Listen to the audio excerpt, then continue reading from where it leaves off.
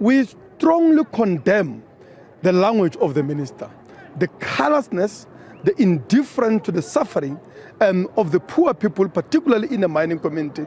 Just speak to the gulf that separates the world of the elite, including the ANC ministers, and the harsh reality of the working class and the poor people in this country, and including in the mining affected communities. Because you just have to be in those communities to understand the circumstances that force people into this hazardous and a risky occupation where they are trying to eke out a living to feed themselves, their families, and their communities, right?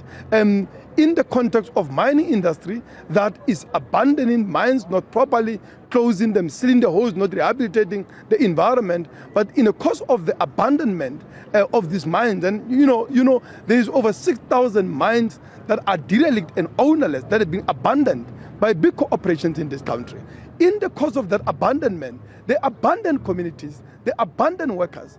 Most of these workers, including those that are trapped at Stilfontein, are former mine workers, are members of the communities who are left without no means of alternative livelihoods, because lack of investment in economic development of these communities, in beneficiation of minerals in these communities and where they're actually mined. It means that these mining communities are unable to transition to a sustainable post-mining communities with resilient economies in the context of closure of mines. So unemployment rises, poverty rises, and in a country like ours, where there is no income in a form of social grants for many people that are unemployed, that means hunger and starvation. And this is what forces people underground. And we say the language that is being used, she must be fired. That is the language we expect of the ministers of colonial governments, of apartheid, and the scum of the earth.